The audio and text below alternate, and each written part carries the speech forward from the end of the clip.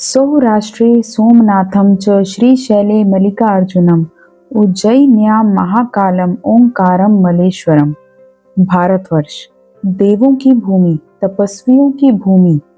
इस पवित्र भूमि पर भगवान शिव के 12 दिव्य ज्योतिर्लिंग स्थापित हैं, जो सदियों से ब्रह्मांडीय ऊर्जा का केंद्र माने जाते हैं।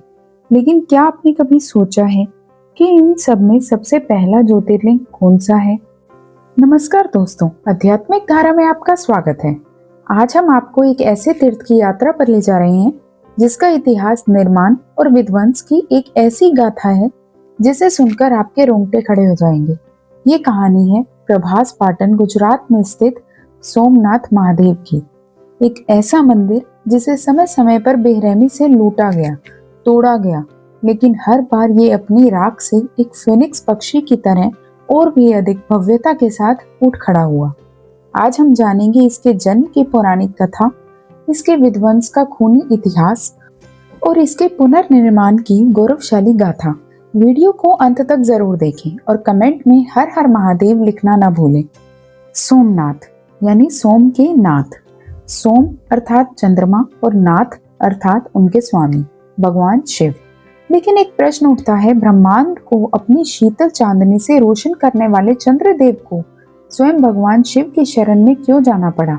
आखिर ऐसा क्या हुआ था कि देवों के देव महादेव को अपना कैलाश छोड़कर गुजरात के समुद्र तट पर हमेशा के लिए स्थापित होना पड़ा? इस रहस्य का उत्तर छिपा है प्रेम, पक्षपात, अहंकार और एक पिता के भयंकर श्राप में। शिव पुराण के अनुसार सृष्टि के रचयिता ब्रह्मा जी के पुत्र हैं प्रजापति दक्ष। दक्ष प्रजापति की 27 कन्याएं थी।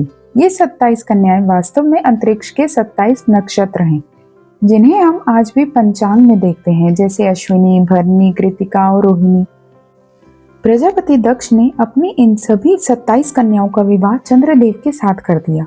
विवाह के पश्चात चंद्रदेव को अपनी सभी पत्नियों को समान प्रेम और अधिकार देना चाहिए था, लेकिन ऐसा नहीं हुआ। चंद्रदेव अपनी 27 पत्नियों में से केवल रोहिणी के रूप और यौवन पर मोहित हो गए। उनका प्रेम रोहिणी के प्रति इस कदर बढ़ गया कि वे अपनी अन्य 26 पत्नियों को पूरी तरह भूल गए। उनका सारा समय केवल रोहिणी के कक्ष में ही बीतने लगा। अन्य कन्याएं चंद्रदेव के इस उपेक्षा भरे व्यवहार और पक्षपात से घुटने लगी। जब असहनीय पीड़ा और अपमान की सीमा पार हो गई तो रोती बिलखती 26 कन्याएं अपने पिता प्रजापति दक्ष के पास पहुंची। उन्होंने अपने पिता से चंद्रदेव के इस अन्याय की शिकायत की। दक्ष प्रजापति ने पहले तो चंद्रदेव को प्रेम से समझाया और चेतावनी दी कि वे सभी पत्नियों के साथ एक समान व्यवहार करें। चंद्रदेव ने उस समय तो हामी भर दी, लेकिन अहंकार और रोहिणी के प्रेम में अंधे हो चुके चंद्रदेव ने दक्ष की बात अनसुनी कर दी। जब प्रजापति दक्ष को ये पता चला कि उनके दामाद ने उनकी आज्ञा का फिर से उल्लंघन किया है, तो उनका क्रोध 7वें आसमान पर पहुंच गया। क्रोध की अग्नि में जलते हुए दक्ष ने अपने हाथ में जल लिया और चंद्रदेव को एक भयानक श्राप दे दिया। हे चंद्र, तुम्हें अपने जिस रूप और तेज पर इतना अहंकार है, वो आज ही नष्ट हो जाएगा। मैं तुम्हें श्राप देता हूँ कि तुम क्षय रोग से ग्रसित हो जाओगे और तुम्हारा सारा तेज, सारी चमक धीरे धीरे क्षीण हो जाएगी। दक्ष का श्राप अमोघ था। श्राप लगते ही चंद्रदेव का शरीर गलने लगा।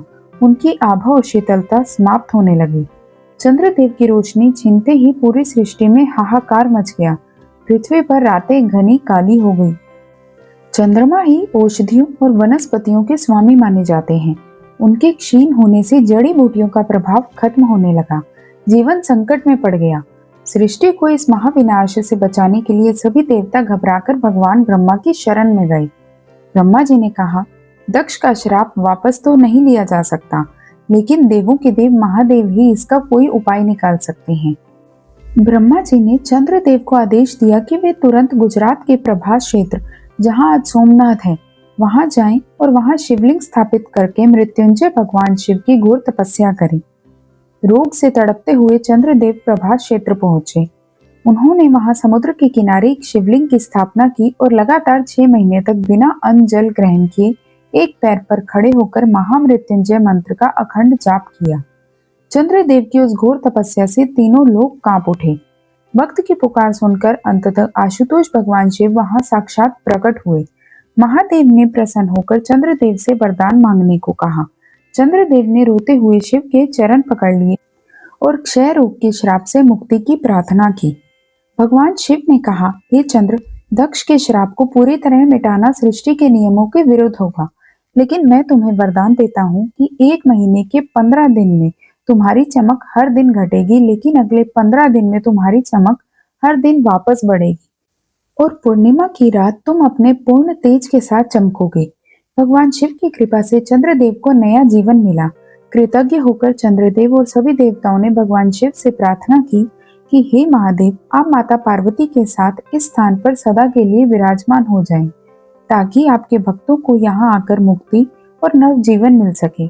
भक्तों के कल्याण के लिए भगवान शिव उस शिवलिंग में ज्योति के रूप में हमेशा के लिए समा गए और इस प्रकार ब्रह्मांड के सबसे पहले ज्योतिर्लिंग सोमनाथ का जन्म हुआ। समय जो कभी किसी के लिए नहीं रुकता, युग आते हैं और चले जाते हैं, लेकिन इस अनंत काल चक्र में अगर कुछ शाश्वत रहा तो वो थी प्रभास पाटन के इस समुद्र तट पर भगवान शिव की उपस्थिति। स्कंद पुराण के प्रभास खंड में स्पष्ट रूप से उल्लेख है कि सोमनाथ मंदिर इतना प्राचीन है कि इसे किसी एक राजा या किसी एक काल में नहीं बनाया गया। सृष्टि के आरंभ से लेकर आज तक चारों युगों में इस पवित्र मंदिर का निर्माण 4 अलग अलग रूपों में 4 अलग अलग शक्तियों द्वारा किया गया। आइए काल चक्र को पीछे घुमाते हैं और दर्शन करते हैं उन 4 अलौकिक मंदिरों के। सबसे पहले आता है सतयुग। जब भगवान शिव की कृपा से चंद्रदेव को क्षय रोग और दक्ष के श्राप से मुक्ति मिली, तो उनके मन में कृतज्ञ का सागर उमड़ पड़ा। अपने आराध्य के प्रति इसी असीम भक्ति को प्रकट करने के लिए चंद्रदेव ने प्रभास क्षेत्र में एक ऐसा मंदिर बनवाया जिसकी कल्पना भी आज के मनुष्य के लिए असंभव है। ये पूरा मंदिर शुद्ध सोने से निर्मित था। इसके कलश, इसके खंभे, इसकी दीवारें, सब कुछ स्वर्णमयी था।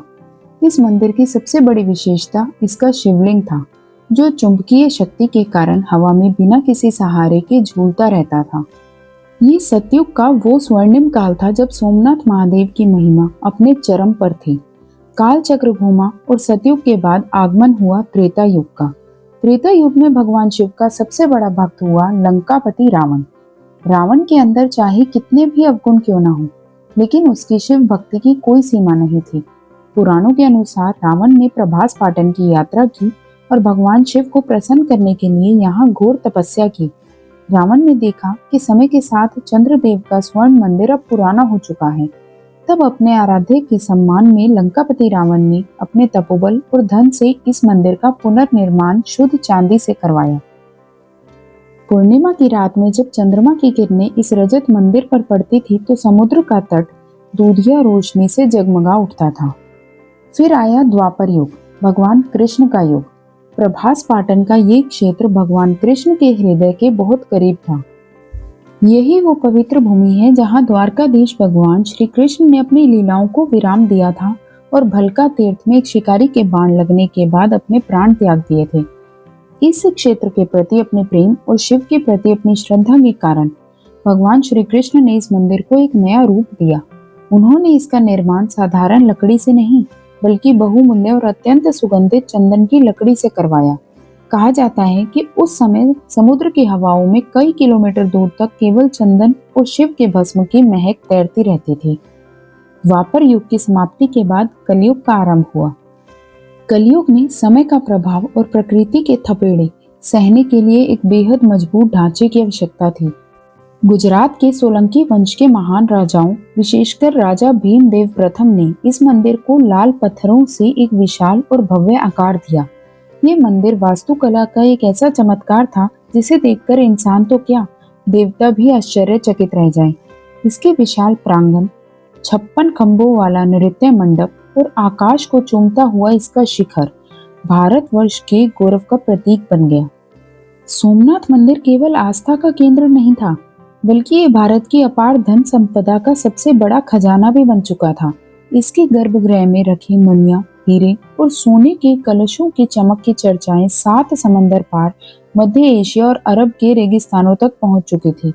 और यही असीमित संपत्ति इस पवित्र मंदिर के लिए एक बहुत बड़ा श्राप बनने वाली थी। एक ऐसा खूनी तूफान भारत की ओर बढ़ रहा था जो सोमनाथ की दीवारों को लाल करने वाला था। सोमनाथ मंदिर कलयुग में एक अभेद्य दुर्ग की तरह खड़ा था। इसके गर्भगृह में अपार धन संपदा, मणियां और हीरे जवाहरात भरे पड़े थे।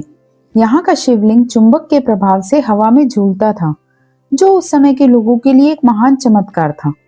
लेकिन कहते हैं ना, असीमित संपत्ति अक्सर विनाश को आमंत्रण देती है।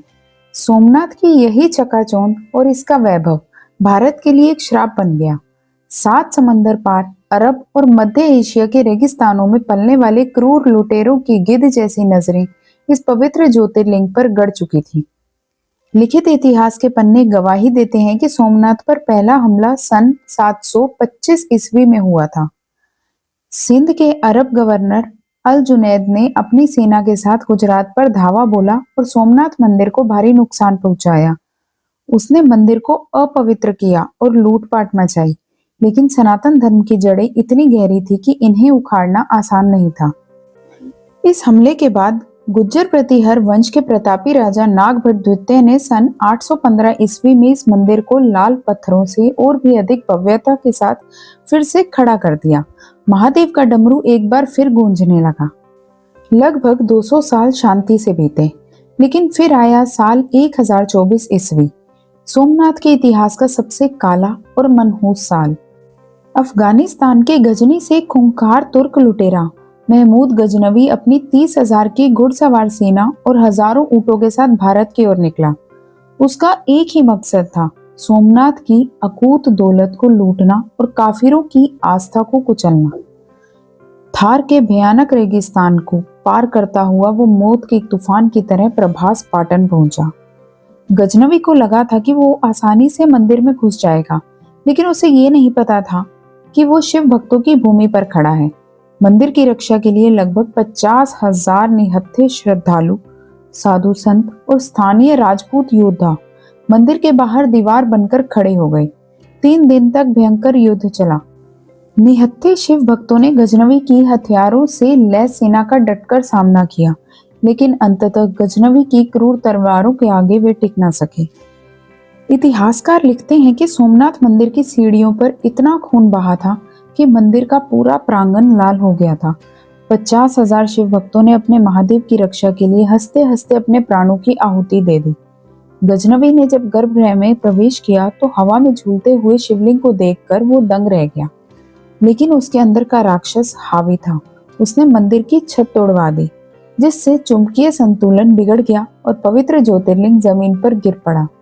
गजनवी ने शिवलिंग के टुकड़े टुकड़े कर दिए। उसने मंदिर का सारा सोना, हीरे जवाहरात लूटे और जाते जाते इस पवित्र मंदिर को आग के हवाले कर दिया। गजनवी के जाने के बाद मालवा के राजा भोज और गुजरात के राजा भीमदेव ने राख से इस मंदिर को फिर से खड़ा किया। भगवान शिव की ये नगरी हार मानने वाली नहीं थी, लेकिन शांति फिर से अल्पकालिक रही। 1299 ईस्वी में दिल्ली सल्तनत के क्रूर सुल्तान अलाउद्दीन खिलजी की नजरें सोमनाथ पर पड़ी। उसके सेनापति उलुग खान और नुसरत खान ने गुजरात पर भयंकर आक्रमण किया। वाघेला वंश के राजा कर्णदेव ने बहादुरी से युद्ध किया, लेकिन वे हार गए। खिलजी की सेना ने सोमनाथ को फिर से तहस नहस कर दिया और मूर्तियों को खंडित कर दिया। विध्वंस का ये दुष्चक्र सदियों तक चलता रहा। 1395 में गुजरात के सुल्तान मुजफ्फर शाह और 1451 में महमूद बेगड़ा ने इसे अपना निशाना बनाया। स्थानीय हिंदू राजा और श्रद्धालु हर बार मंदिर को बनाते और आक्रांता हर बार उसे तोड़ देते, लेकिन सोमनाथ के अस्तित्व को मिटाने का सबसे बड़ा और अंतिम प्रयास किया मुगल बादशाह औरंगजेब ने। 1665 ईस्वी में औरंगजेब ने एक क्रूर फरमान जारी किया। उसने न केवल मंदिर को पूरी तरह मलिया-मेट करने का आदेश दिया, बल्कि ये भी कहा कि अगर हिंदू इसे दोबारा बनाने की कोशिश करें तो उन्हें खत्म कर दिया जाए। औरंगजेब की सेना ने मंदिर को इस कदर तोड़ा कि उसके केवल अवशेष ही बचे रह गए। हिंदुओं को अपमानित करने के लिए उस पवित्र स्थान पर एक मस्जिद खड़ी कर दी गई। वो एक ऐसा दौर था जब शिव भक्तों की आंखों में आंसू सूख चुके थे। सोमनाथ का प्रांगण खामोश था, शिव का डमरू शांत था। बस समुद्र की लहरें मंदिर के खंडरों से टकराकर उस गौरवशाली अतीत को याद कर रही थी। लेकिन आक्रांताओं को ये नहीं पता था कि सोमनाथ पत्थरों का मंदिर नहीं, बल्कि भारतवर्ष की आत्मा है। और आत्मा को ना कोई तलवार काट सकती है, ना कोई आग जला सकती है। औरंगजेब के अंतिम प्रहार के बाद प्रभास पाटन की गलियों में सन्नाटा पसर गया था। जहां कभी शंख और डमरू की आवाजें गूंजती थी, वहां अब केवल समुद्र की लहरों की उदास सरसराहट बाकी थी। सोमनाथ की गरिमा खंडित हो चुकी थी, उसका स्थान छिन चुका था। सदियों तक शिव भक्त अपनी नम आंखों से उन खंडरों को देखते रहे और मन ही मन महादेव को याद करते रहे। आस्था थी, लेकिन उसे प्रकट करने का साहस और स्थान दोनों खो चुके थे। भारतवर्ष के माथे पर लगा ये कलंक जैसे स्थायी हो चुका था। लेकिन सनातन धर्म की ये विशेषता है कि जब जब घोर अंधेरा छाया है, तब तब भक्ति का दिया कहीं ना कहीं जरूर जला है। 18वीं सदी के उत्तरार्ध में जब मुगल सत्ता कमजोर हो रही थी और मराठा साम्राज्य उदय हो रहा था, तब मालवा की धरती से एक ऐसी विभूति उठी जिन्होंने न केवल राजकाज संभाला, बल्कि भारत के लुप्त होते तीर्थों को नया जीवन दिया। वे थी इंदौर की महारानी पुण्य श्लोक अहिल्याबाई होलकर। महारानी अहिल्याबाई का जीवन शिव को समर्पित था। उन्होंने अपने राज्य का नाम भी शिव अर्पण कर दिया था। जब उन्होंने सोमनाथ की दुर्दशा के बारे में सुना, तो उनका हृदय छिन्न भिन्न हो गया। उन्होंने संकल्प लिया कि वे सोमनाथ महादेव की पूजा को फिर से बहाल करेंगी। लेकिन ये आसान नहीं था। जिस स्थान पर मूल ज्योतिर्लिंग था, वहां अब मस्जिद खड़ी थी। उस समय की राजनीतिक स्थितियां इतनी संवेदनशील थी कि सीधे तौर पर उस स्थान पर मंदिर बनाना एक बड़े युद्ध को निमंत्रण देना होता, जिसमें हजारों निर्दोषों की जान जा सकती थी। एक चतुर और दूरदर्शी शासक होने के नाते अहिल्याबाई ने रक्तपात का रास्ता नहीं चुना। उन्होंने एक अनोखा और बुद्धिमत्तापूर्ण निर्णय लिया। उन्होंने निश्चय किया कि यदि वे मूल स्थान पर महादेव को स्थापित नहीं कर सकती, तो वे उस स्थान से ठीक बगल में एक नया और भव्य मंदिर बनवाएंगी, जहां महादेव की पूजा निर्विघ्न रूप से हो सके। सन 1783 में अहिल्याबाई ने मूल सोमनाथ मंदिर के खंडरों से चंद कदमों की दूरी पर नए मंदिर का निर्माण शुरू कराया। ये मंदिर वास्तुकला की मराठा शैली में बनवाया गया था, लेकिन इस मंदिर की सबसे बड़ी और अनोखी विशेषता इसकी सुरक्षा योजना थी। महारानी जानती थी कि आक्रांताओं की नजरें अभी भी सोमनाथ पर थी, इसलिए उन्होंने भगवान शिव के ज्योतिर्लिंग को मुख्य मंदिर के गर्भगृह में स्थापित करने की बजाय जमीन के नीचे गुप्त तय खाने में स्थापित करने का निर्णय लिया। इस नए मंदिर में शिवलिंग को जमीन के नीचे एक संकरी और अंधेरी कोठरी में स्थापित किया गया। ऊपर एक साधारण दिखने वाला मंदिर बनाया गया, ताकि बाहर से दिखने पर वो एक सामान्य पूजा स्थल लगे। ये एक पाताल लिंग था, जो धरती की गोद में सुरक्षित था। इसके पीछे की सोच ये थी कि यदि भविष्य में कभी भी आक्रमण हो, तो लुटेरे ऊपर का ढांचा भले ही तोड़ दें, लेकिन जमीन के नीचे छिपे पवित्र ज्योतिर्लिंग तक ना पहुंच सके।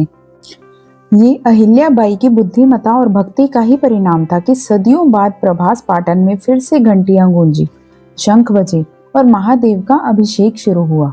इस मंदिर को आज हम ओल्ड सोमनाथ या अहिल्याबाई मंदिर के नाम से जानते हैं।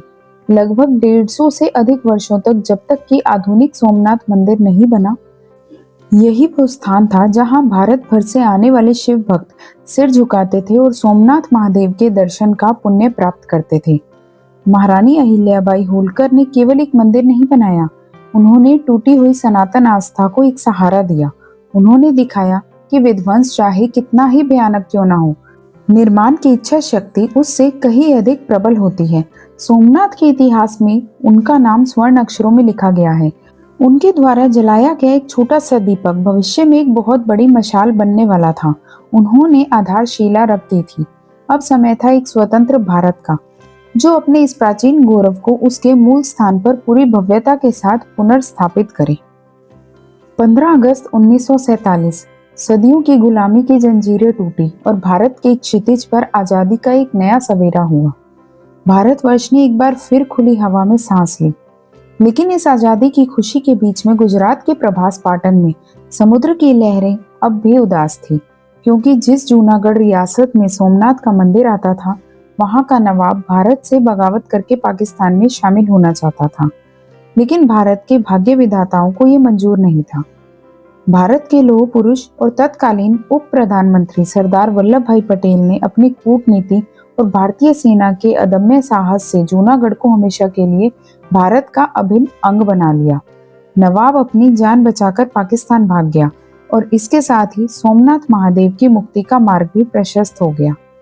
दिनांक 12 नवंबर 1947 दीपावली का पावन दिन था। सरदार पटेल अपने सहयोगी के.एम. मुंशी के साथ प्रभास पाटन पहुंचे। जब उन्होंने उस विशाल और प्राचीन मंदिर को खंडर के रूप में देखा, जिसे सदियों से बेरहमी से रौंदा गया था, तो उस लोह पुरुष का हृदय भी पिघल गया। सरदार पटेल समुद्र के किनारे गए। उन्होंने दोनों हाथों में समुद्र का पवित्र जल लिया। लहरें उनके पैरों को छू रही थी और उसी क्षण उसी समुद्री तट पर सरदार पटेल ने एक ऐतिहासिक संकल्प लिया। सौराष्ट्र की इस पवित्र भूमि पर सोमनाथ का ये भव्य मंदिर अपने प्राचीन गौरव और सम्मान के साथ फिर से उठ खड़ा हुआ। ये मेरा भारत माता और महादेव से वादा है। जब ये प्रस्ताव दिल्ली पहुंचा तो महात्मा गांधी ने एक बहुत ही महत्वपूर्ण सुझाव दिया। उन्होंने कहा, सोमनाथ मंदिर का निर्माण सरकारी खजाने के पैसों से नहीं होना चाहिए। ये भारत की जनता के आस्था का केंद्र है, इसलिए इसका निर्माण भारत की जनता के चंदे से होना चाहिए। गांधी जी के इस विचार का पूरे देश ने स्वागत किया। एक ट्रस्ट बनाया गया। कश्मीर से लेकर कन्याकुमारी तक भारत के हर कोने से आम लोगों ने अपने महादेव के मंदिर के लिए दिल खोलकर दान दिया। ये केवल एक इमारत का निर्माण नहीं था, ये सदियों के घावों पर मरहम लगाने की एक राष्ट्रीय मुहिम थी। इस महायज्ञ में वास्तुकला की जिम्मेदारी सौंपी गई देश के सबसे प्रसिद्ध मंदिर वास्तुकार श्री प्रभाशंकर सोमपुरा को। उन्होंने प्राचीन शास्त्रों का अध्ययन किया और ये तय किया कि नया मंदिर अपनी पुरानी चालुक्य शैली में ही बनेगा। खंडरों को सावधानी से हटाया गया। लाल बलुआ पत्थरों को तराशने का काम दिन रात चलने लगा। दुर्भाग्य से मंदिर का निर्माण पूरा होने से पहले ही 1950 में सरदार पटेल का निधन हो गया। लेकिन उनके उस संकल्प की मशाल को श्री के.एम. मुंशी ने बुझने नहीं दिया और अंततः वो शुभ दिन आ ही गया, जिसका इस देश को कई शताब्दियों से इंतजार था। 11 मई 1951 वैशाख शुक्ल तृतीया, भारत के प्रथम प्रधानमंत्री डॉक्टर राजेंद्र प्रसाद के कर कमलों द्वारा नए सोमनाथ मंदिर में भव्य ज्योतिर्लिंग की प्राण प्रतिष्ठा की गई। जब डॉक्टर राजेंद्र प्रसाद ने ज्योतिर्लिंग स्थापित किया तो पूरे देश के मंदिरों में एक साथ घंटियां बजाई गई।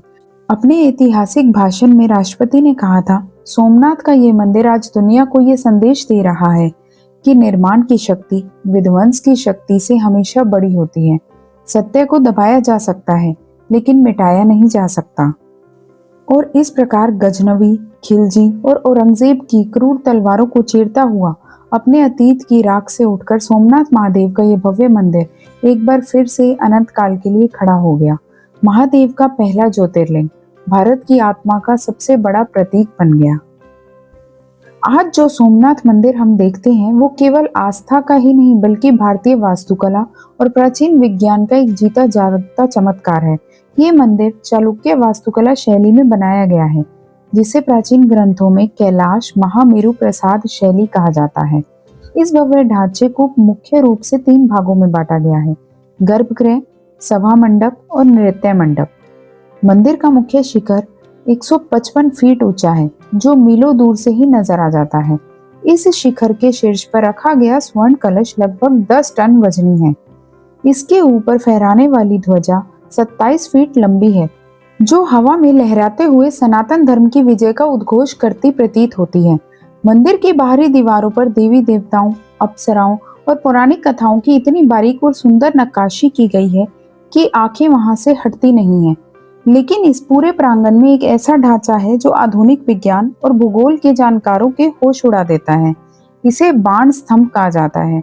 ये बाण स्तंभ 6ठी शताब्दी से भी पहले का माना जाता है, जिसका उल्लेख प्राचीन ग्रंथों में मिलता है। इस स्तंभ के ऊपरी हिस्से पर एक बाण लगा है, जो दक्षिण दिशा में समुद्र की ओर इशारा कर रहा है। लेकिन असली रहस्य इस स्तंभ पर संस्कृत में खुदे हुए एक श्लोक में छिपा है। इस श्लोक का अर्थ है, इस बिंदु से लेकर समुद्र के अंत तक यानी पृथ्वी के दक्षिणी ध्रुव तक एक सीधी ज्योतिर्मार्ग है, जिसके बीच में कोई बाधा या भूमि का टुकड़ा नहीं है।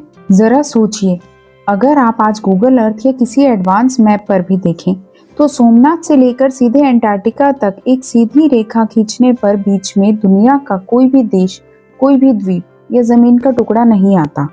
हैरानी की बात यह है कि कि प्राचीन काल में जब ना कोई सैटेलाइट था, ना रडार और ना ही आधुनिक जीपीएस तकनीक थी, तब हमारे भारतीय ऋषियों और खगोल शास्त्रियों को पृथ्वी के सटीक भूगोल का ज्ञान कैसे हुआ? उन्होंने ये कैसे पता लगाया कि यहाँ से लेकर दुनिया के दक्षिणी छोर तक कोई जमीन नहीं है? ये बाण स्तंभ आज भी हमारे पूर्वजों के उस असीमित और गूढ़ वैज्ञानिक ज्ञान का मौन गवाह बनकर खड़ा है, जिसे आज की आधुनिक दुनिया भी पूरी तरह से नहीं समझ पाई है। सोमनाथ की यात्रा केवल एक मंदिर के दर्शन तक सीमित नहीं है। ये एक आध्यात्मिक जागरण है। ये एक एहसास है कि विनाशकारी ताकतें चाहे कितनी भी क्रूर क्यों ना हो, वे निर्माण और आस्था की लौ को कभी बुझा नहीं सकती। हर बार जब सोमनाथ टूटा, वो पहले से कहीं अधिक भव्यता और शक्ति के साथ उठ खड़ा हुआ। यही प्रभास क्षेत्र में पवित्र त्रिवेणी संगम स्थित है। ये वो पावन स्थल है जहाँ 3 जीवनदायिनी नदियां कपिला, हिरण्या और लुप्त सरस्वती एक साथ मिलकर विशाल अरब सागर में समा जाती हैं। मान्यता है कि इस त्रिवेणी संगम में स्नान करने से मनुष्य के सभी जन्मों के पाप धुल जाते हैं और उसे मोक्ष की प्राप्ति होती है। जब भी आप सोमनाथ आएं तो मंदिर की सीढ़ियों पर बैठकर कुछ पल आंखें बंद करके उन लहरों की आवाज जरूर सुनें। आपको उन लहरों में शिव का डमरू, हजारों बलिदानियों का शौर्य, महारानी अहिल्याबाई की शक्ति और सरदार पटेल का वो अजय संकल्प सुनाई देगा। जीवन में एक बार अपने परिवार के साथ भगवान शिव के इस प्रथम ज्योतिर्लिंग के दर्शन अवश्य करें, क्योंकि यहाँ आना केवल एक तीर्थ यात्रा नहीं, बल्कि भारतवर्ष की आत्मा से मिलना है। दोस्तों, भगवान शिव के प्रथम ज्योतिर्लिंग सोमनाथ महादेव के इतिहास और रहस्य की ये यात्रा आपको कैसी लगी? क्या आप भी ये मानते हैं कि भारतीय ज्ञान और विज्ञान सदियों आगे था? अपने विचार हमें कमेंट बॉक्स में जरूर बताएं। यदि आपको हमारी ये महा डॉक्यूमेंट्री पसंद आई हो तो इसे एक लाइक जरूर दें और अपने परिवार, दोस्तों और हर शिव भक्त के साथ इसे शेयर करें, ताकि वे भी हमारे गौरवशाली इतिहास को जान सकें। सनातन धर्म, मंदिरों के रहस्य और हमारे पवित्र ग्रंथों की ऐसी ही और गहरी जानकारियों के लिए आध्यात्मिक धारा चैनल को अभी सब्सक्राइब करें और बेल आइकन दबाना बिल्कुल ना भूलें। कमेंट सेक्शन में एक बार पूरी श्रद्धा से लिखें, हर हर महादेव, जय सोमनाथ।